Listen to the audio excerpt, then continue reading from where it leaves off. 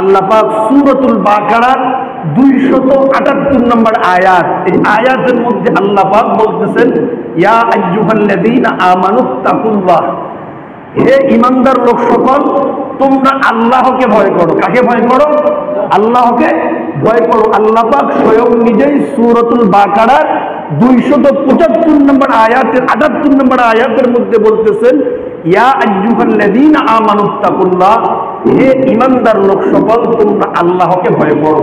ওয়া যারু মা বাকিয়া মিনার রিবা, এবং তোমরা সকলে সুদি লেনদেন থেকে পরিপূর্ণভাবে নিজেদেরকে বিরত রাখো। সুদি লেনদেন থেকে তোমরা সকলেই নিজেদেরকে পরিপূর্ণভাবে কি রাখো?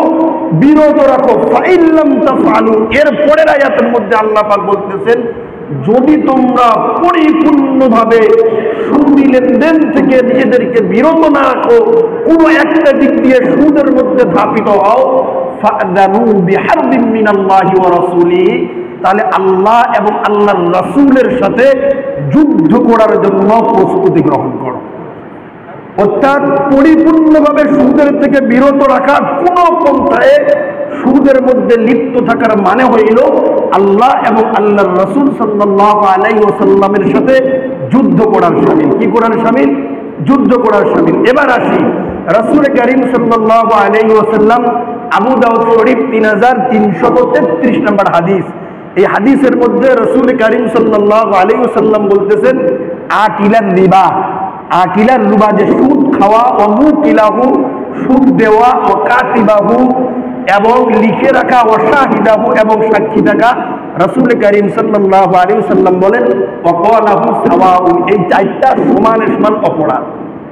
এই চারটা সমানে সমান অপরাধ। অর্থাৎ সুদ খাওয়া যেমন অপরাধ, সুদ দেওয়া যেমন অপরাধ, সাক্ষী থাকা তেমন অপরাধ, লিখার কাজে নিয়োজিত থাকা তেমন অপরাধ, মাধ্যম হিসাবে আসে সাক্ষী দেওয়া, এটাও তেমন কি অপরাধ। প্রিয় উপস্থিতি, আল্লাহ রাসূল সাল্লাল্লাহু আলাইহি ওয়াসাল্লামের এই হাদিস এবং কুরআনুল কারীম সূরাতুল বাকারার 278 নম্বর আয়াত দ্বারা আমাদের কাছে স্পষ্ট যে আমাদের সকলকে পরিপূর্ণভাবে সুদি লেনদেন থেকে বিরত থাকতে হবে।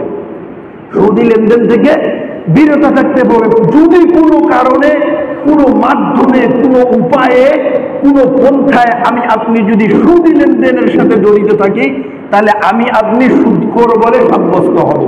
আমি আপনি সুদখোর বলে সাব্যস্ত হব। আর সুদখোরের শাস্তি কি? আল্লাহ পাক সূরাতুল বাকারারই 275 নম্বর আয়াতের মধ্যে বলতেছেন যে যদি কোনো মুসলমান কোনোভাবে সুদের সাথে জড়িয়ে পড়ে, চাই সুদ খাক, চাই সুদ দেব, চাই লেখালেখির কাজে থাক, চাই কর্মচারী হোক, চাই সাক্ষী হোক, চাই মাধ্যম হিসেবে আসুক, তাকে না দেখলে সুদের উপরে টাকা দিবে না, মাধ্যম হিসেবে আসুক, যে কোনোভাবে আসুক না কেন, সুদি লেনদেনের সাথে জড়িত থাকলে সে সুদখোর হিসাবে গণ্য হবে। আর সুদখোরের শাস্তি কি? আল্লাহ পাক স্বয়ং নিজেই সূরাতুল বাকারার 275 নম্বর আয়াতের মধ্যে বলতেছেন শাস্তি কি? যে শাস্তি হইল কাল কিয়ামতের ময়দানে আল্লাহ পাক পাগলের ন্যায় উলঙ্গ করে হাসরের ময়দানে এই সমস্ত ব্যক্তিদেরকে উত্তোলন করবে। কাল কিয়ামতের ময়দানে কোনোভাবে, যে কোনো পন্থায়, যে কোনো মাধ্যমে আমি আপনি যদি সুদি লেনদেনের সাথে জড়িত থাকি, তো শাস্তি হইল কি? যে কাল কিয়ামতের ময়দানে এই সমস্ত ব্যক্তিদেরকে পাগলের ন্যায় উলঙ্গ করে হাসরের ময়দানে উত্তোলন করা হবে এবং সমস্ত হাসরবাসী এই সমস্ত ব্যক্তিকে দেখে চিনতে পারবে। তারা বলা বলি করবে যে এই সমস্ত ব্যক্তি ছিল সুদখোর। যে এরপরে কি করবে? যে এরপরে এই সমস্ত ব্যক্তিদেরকে অত্যন্ত অপমানজনক অবস্থায় টেনে হিচড়ে এই সমস্ত ব্যক্তিদেরকে জাহান্নামের আগুনের মধ্যে নিক্ষেপ করা হবে। প্রিয় উপস্থিতি, এখন আসি যে এই ব্যক্তিগুলো সুদ খাইলো, অপরাধ করছে, শাস্তি হবে, ঠিক আছে, কিন্তু এত বেইজ্জতির সাথে অপমানজনক অবস্থায় তাদেরকে শাস্তি দেওয়া হবে কেন? তাদেরকে পাগলের ন্যায় হাসরের ময়দানে উলঙ্গ করে উত্তোলন করা হবে কেন? এবং অত্যন্ত অপমানজনক অবস্থায় এই সমস্ত সুদখোর ব্যক্তিদেরকে জাহান্নামের মধ্যে নিক্ষেপ করা হবে। এর কারণ কি? কেন এমনটা করা হবে? কিতাবের মধ্যে উল্লেখ করছে যে এর কারণ হইল যে সুদ খাওয়া যদিও একটা অপরাধ, যে সে সুদ খায়, সে সুদখোর, কিন্তু এই অপরাধের গুনাহের স্তর হইল 70টা। কয়টা? 70টা। লিরিবা সাবউনা জুজান, যদিও সুদ খায়, সুদ খাওয়ার অপরাধ হইল একটা, কিন্তু এই অপরাধটা একটা হইল, এই সুদের গুনাহের স্তর হইল কয়টা? 70টা। লিরিবা সাবউনা জুজান। এরপরে আল্লাহ রাসূল সাল্লাল্লাহু আলাইহি ওয়াসাল্লাম বলেন, এই 70টা গুনাহের স্তরের মধ্যে থেকে সবচাইতে নিম্নমানের গুনাহের স্তর হইল আইসারুহা আইয়ানকিহার রাজুল উমাহু, যে নিজের জন্মদাতা মায়ের সাথে জিনা করা।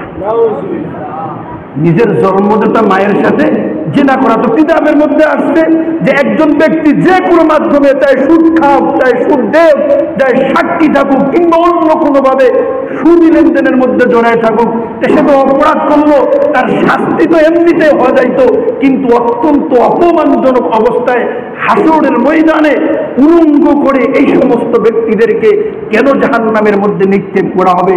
এর কারণ কি?